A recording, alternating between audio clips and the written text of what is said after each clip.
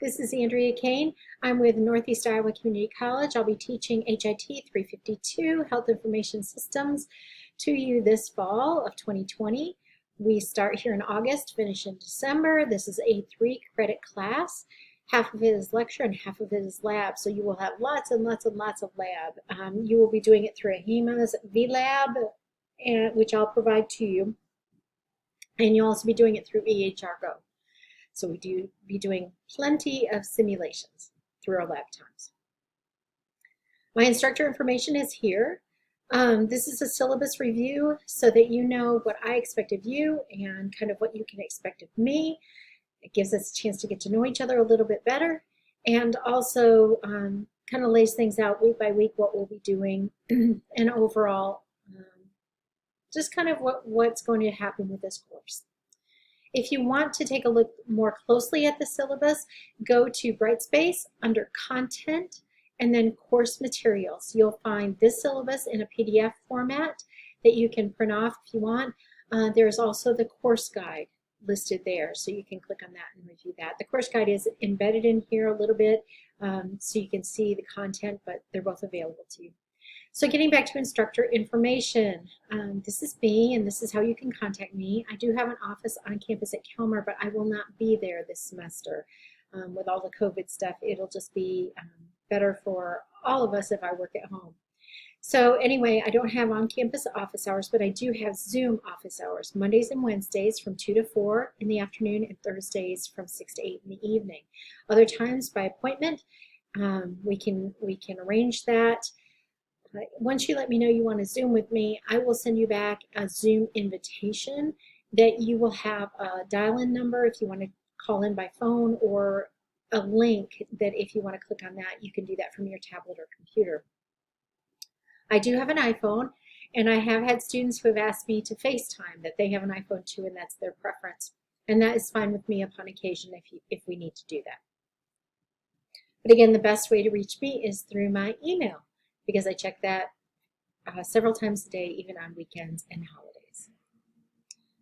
All right, moving on to course information. Why are we here? What are we going to learn in this course? We are all about the development of the EHR in managing healthcare. We'll explore common computer and networking terminology and guidelines for selection of and security implementation in the EHR. We will be using AHIMA's virtual lab or VLab, and I'll be getting you more information about that, like I said, here in the coming weeks. We are focusing on critical thinking. That means doing some research and coming up with what we believe based on the research, based on our knowledge, based on asking questions and exploring things. So we're really focusing on critical thinking as your primary common learning outcome.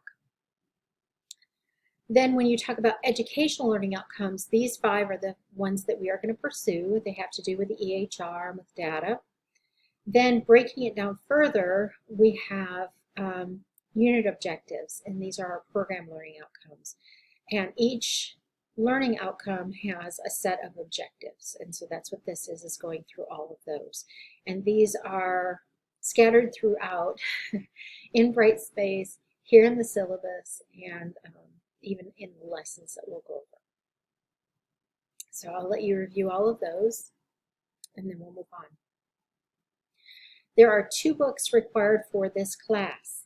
One is Information Systems, Introduction to Information Systems Technology here. There you go. This is what it looks like. It's from AHIMA. It's the 3rd edition, Introduction to Information Systems for Health Information Technology. We definitely need this one. We will go through it. We will spend probably the most of our time with it. Then the next book that you're going to utilize is this one. It is Case Studies in Health Information Management. This has some exercises in it that we will do. We use it for a number of our classes, so if you buy it once, you'll use it a couple of times. And then make sure that you have your EHR Go software subscription, a 16-week subscription, because we'll be using that as well. This class is an entirely online class, meaning that we don't meet on campus or face-to-face. There are no requirements or anything like that. It's all electronic. It's all virtual. It's all online. It'll be recorded so that you can access it when it is most convenient. Grading procedures and scale, you can see here the NICC grading scale. I don't touch that. It is the same as what is used in all classes. On the other side, what I do is identify the total number of points we will have for this course and then plug it in based on the grading scale on the left. Please make sure that you're checking your grades and that you're aware of if something is off. Contact me right away so that I can take a look at that and identify it. I like to use rubrics to increase fairness and equity, all of that. So in this course, you will have a total of 62 items. They're worth 2,280 points. So if we break it down, you have 17 discussions worth 15% of your grade. You have 31 assignments worth 46% of your grade, 13 quizzes worth 29% of your grade, 1 project/paper, which is worth 10% of your grade. There's 1 extra credit opportunity worth 80 points, which is about 4%. You need to finish with a C- in this course in order to move forward and to eventually graduate.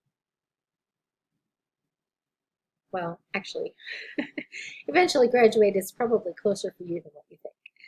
All right, so we use quizzes, projects, papers to assess learning.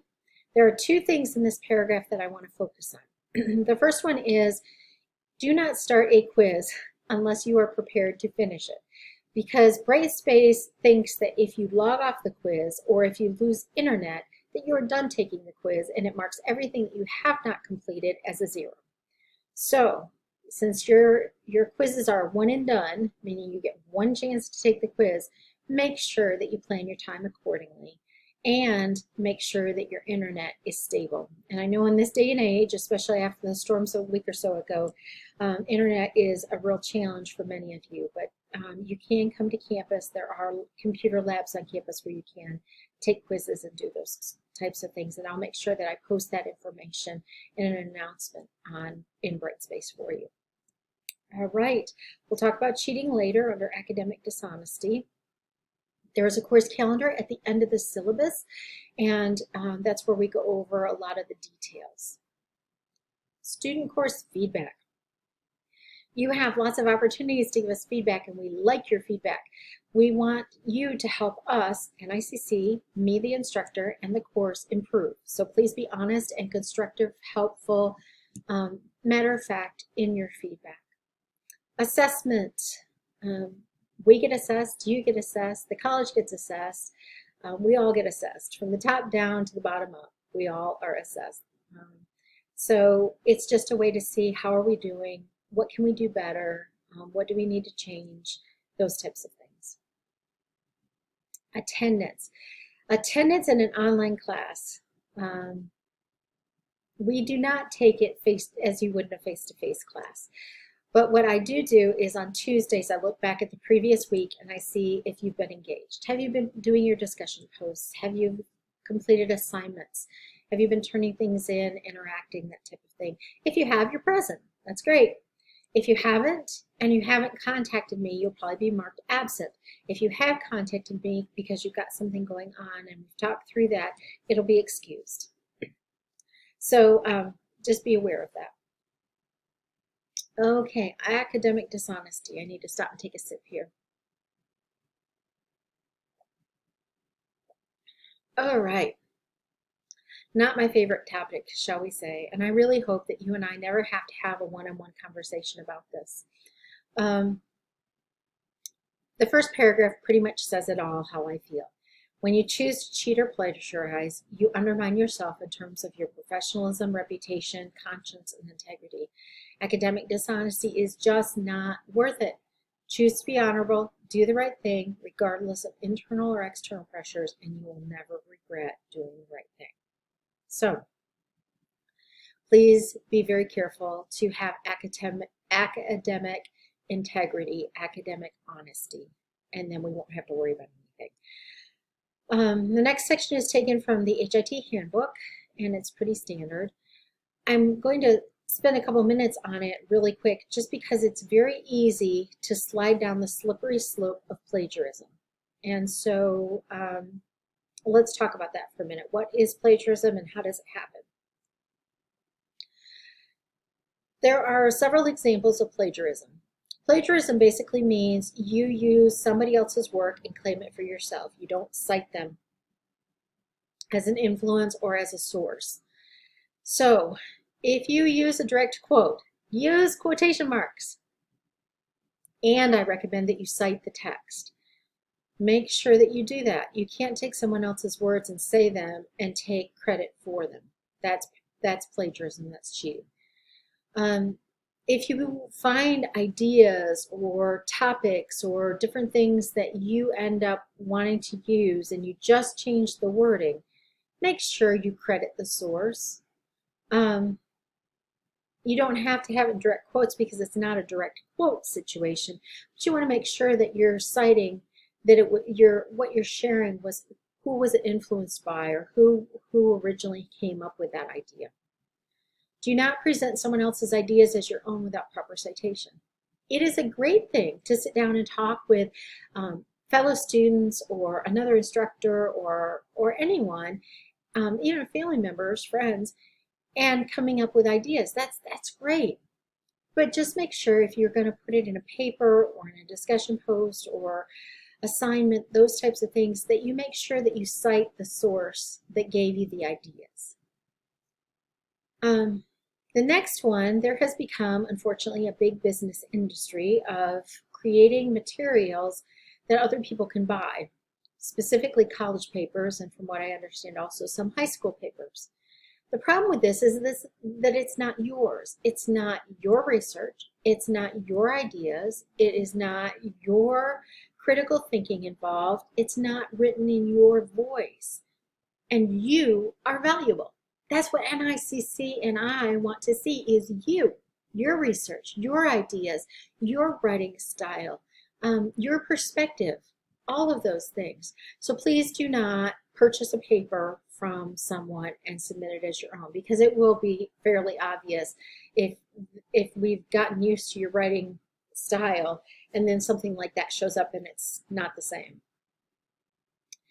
And then the last one, it's a really good idea to get help. If you need help with paper or homework, get help. But just make sure that the final product of what you turn in is written in your voice, in your words. And if you want to use what someone else has given you that has influenced you, then just cite them. Cite them as a resource, as a reference. It can be a fellow student. It doesn't have to be somebody that's published. That's perfectly fine. You just want to make sure you cite your source. And then there's a section here about cheating, which is not new, I don't think, in terms of definitions or that sort of thing, and it goes on. Just good to skim this so that you know. I don't go looking for cheating, but if I notice it, I will address it. Let's see here. Last thing I want to mention is that I don't consider it cheating if students share notes from classroom activities and discussions and/or video recordings, as long as it is appropriately cited as a resource that was used to develop your own ideas and complete your own work. Again, anything that you use to develop your own ideas and complete your own work, cite it as a resource, and then there's no problem. Late work. Okay, so let's go on and talk about late work. As an instructor, I confess, I hate late work. I really do. It just snarls everything up. However, as a student, I completely understand that there are times where late work is inevitable. When I was in my master's degree program, I had a couple of significant life events occur that got in the way of me being able to complete my academic responsibilities. So I talked with my professors, and they were gracious enough to give me extra time to complete the work that needed to be done. I'm going to offer the same kindness and compassion to you. If you have something that blindsides you, that happens to you, that gets in the way of you being able to complete your academic responsibilities, reach out to me, and we will move your due dates out on your assignments and quizzes.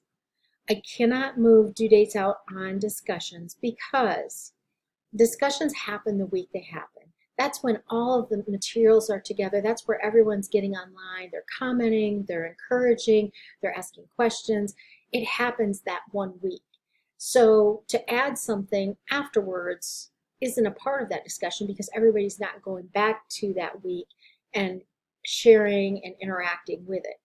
So if you have something happen, try and get your discussion posts done for that week, during that week.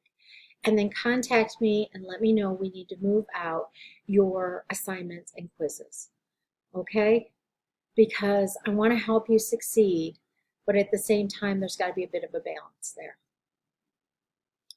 Assignments, please type those. After years of reading provider and physician handwriting, I can't tell you how much I prefer something that is typed. It's so much easier to deal with. So please do that, unless there's something that we talk about that I say it's okay for you to handwrite. For instance, an example might be that if you have a case study and you're permitted to answer it on the page, and then you can take a picture of that and turn it in. Usually I have you type those out anyway, but that would just be an example of a time when I told you handwritten is okay. And that'll be in the assignment instructions themselves if that is what is acceptable. Let's see here. Please do your work individually. Unless it's a group project, I expect you to do your own work and share with me what you think and from your perspective. So most everything will be individual. If there's a group project, it'll be clearly delineated. And extra credit opportunities. I offer one in each course each semester. I do not do individual student extra credit opportunities. I don't create those, I don't offer them, I don't accept those. As an instructor, I'm uncomfortable with that. I want it to be open to all students and it to be the same thing.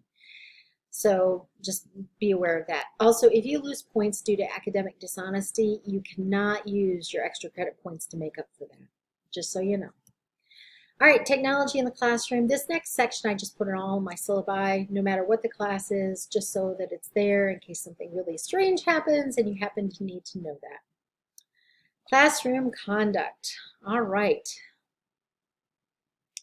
So let's talk about behavior. Classes are an excellent place for students to hone their professional conduct and communication skills. Students are expected to be respectful when dealing with classmates and the instructor. Use of polite language and appropriate tone of voice when communicating in person or online demonstrates such respect. Real world, right? Have you ever sent a text and autocorrect has changed something in that text message to make it, let's say, not what you intended whatsoever? Yes, that happens in this world and age of electronic communication.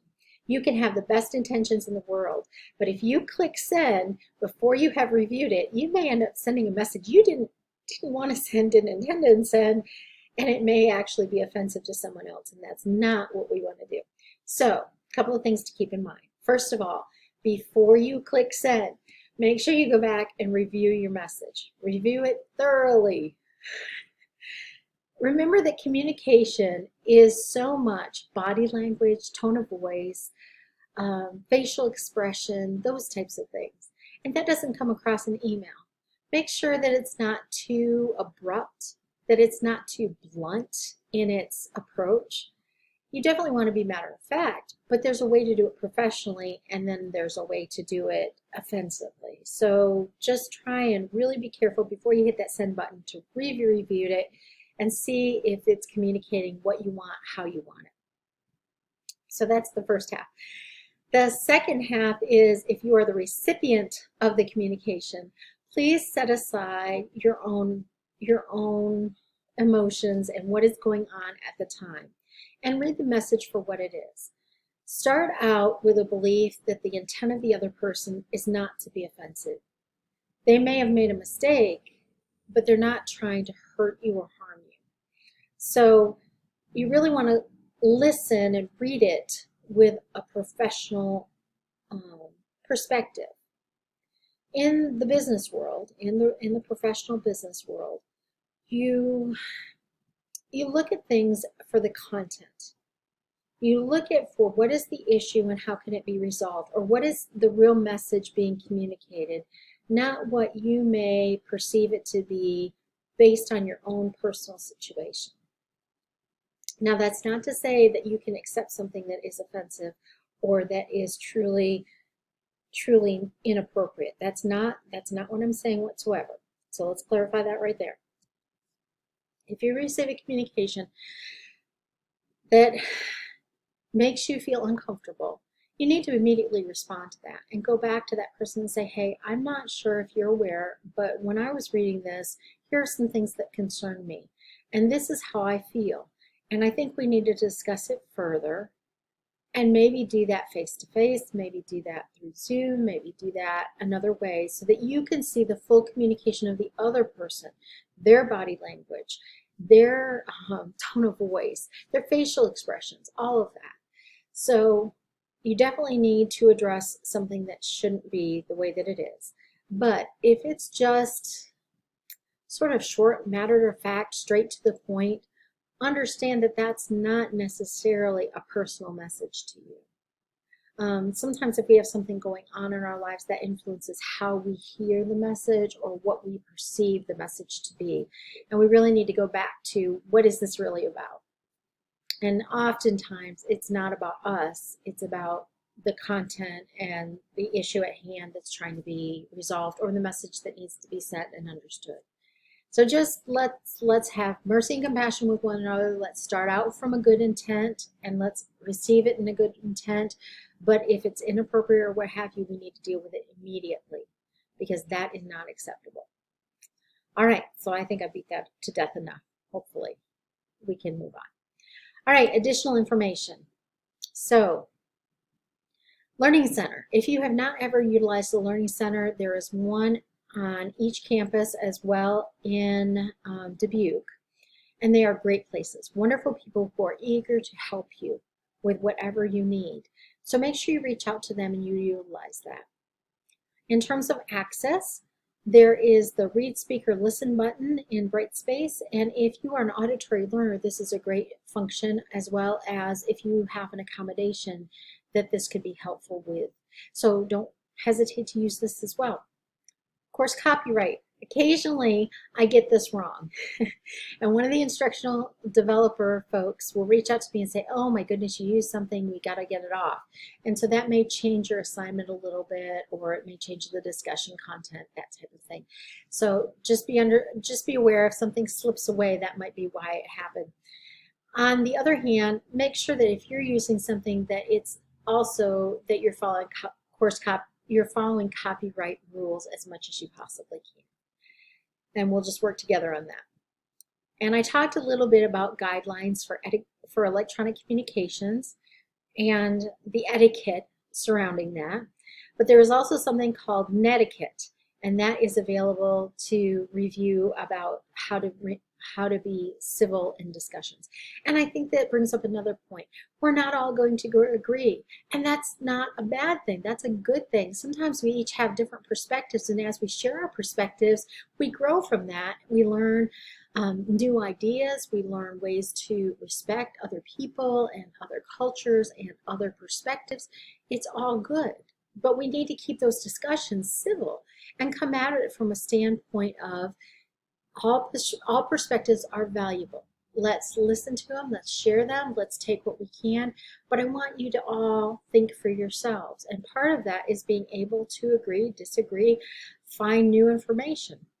So let's keep that in mind, but we want to make sure that when we communicate, we do that in the best possible way, and that is always with civility. Accommodations. If by chance you have or need an accommodation, make sure you reach out to disability services. They are there to help you, to advocate for you, to be a resource for you. And I also want to encourage you. If you have one or need one, reach out to me privately. It'll be something confidential between us, and I will do what I can as an instructor to support you and help you succeed. And please be encouraged. We all have strengths, we all have weaknesses. There are some things we do better. There are some things we need to work on, or that we may never do as well as we would like. There's nothing wrong with that. Let's play to our strengths and let's try to improve the weaknesses that we can. And in the meantime, let's be successful in getting you through the program and into the career that you are hoping to pursue.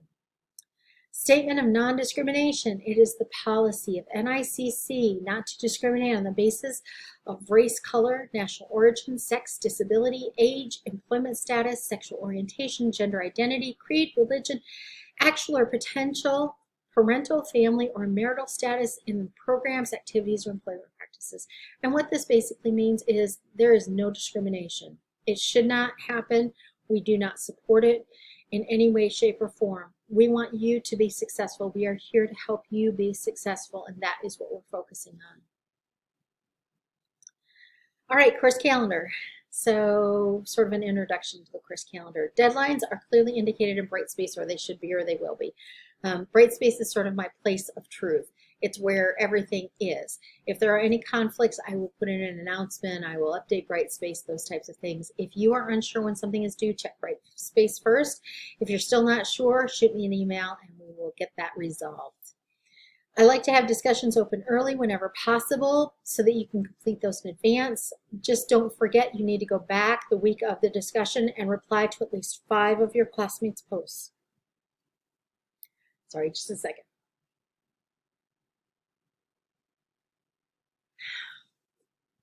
It's iced tea in case it's unsweet iced tea in case you're wondering. And my family bought this house over the summer. We've been in it for maybe 3 weeks. And I don't have a kitchen.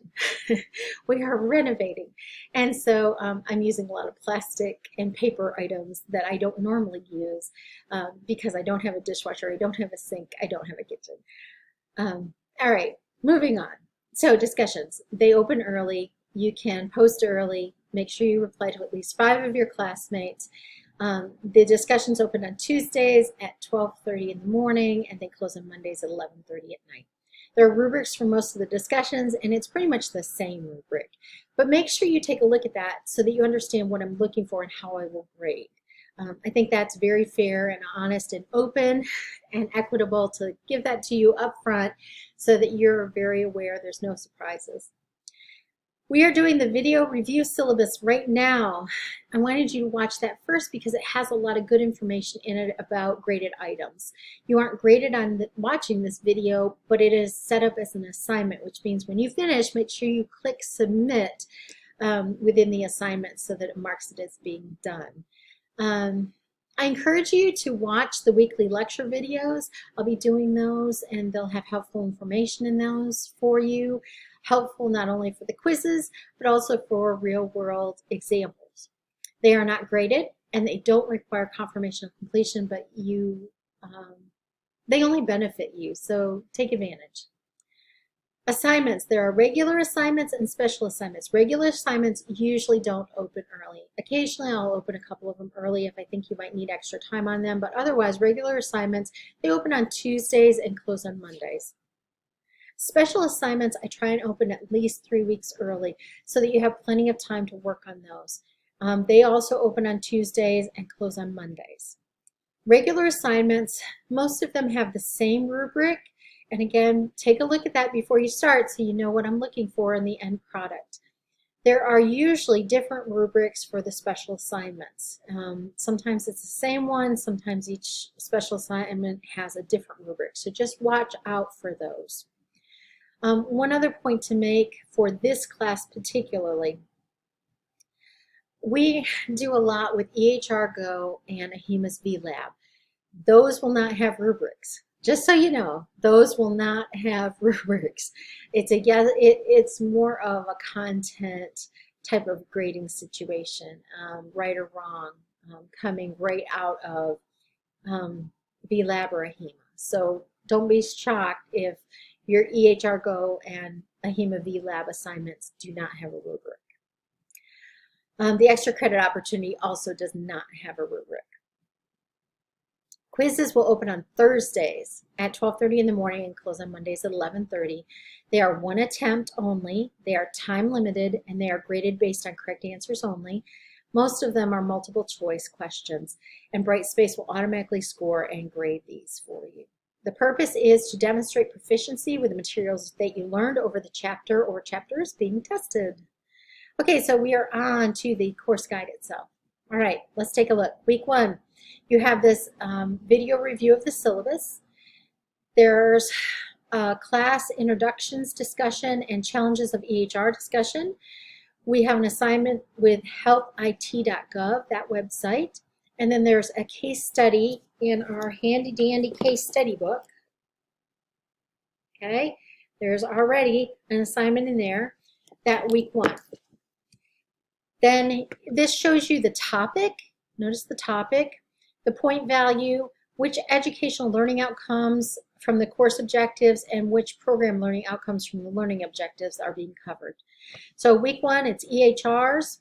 Week 2, we're into chapter 1, Intro to Computers. Then week 3, Information Integrity and Data Quality. Week 4, chapter 3 is Databases. Week 5, chapters 4 and 5. Notice there's 2 chapters there that week. So plan ahead with your studying. System selection and system implementation. Week 6 is Computers and HIM. Week 7, chapter 7, Administrative Information Systems. Week 8, chapter 8, Clinical Information Systems. Week 9 is chapter 9, Electronic Health Records. Week 10, chapter 10, Consumer Informatics, and we're also going to touch on some health literacy and cultural competence there, as well as telehealth. All right, week 11, we're into November already. Chapter 11, Health Information Exchanges, HIEs. Week 12, chapter 12, Standards. Week 13, chapter 13, Security. Week 14, we are in November. We're wishing each other a happy Thanksgiving. We're on chapter 15, the role of HIM professionals in information systems. Week 15, we start December, and we'll be on chapter 14, information and data governance.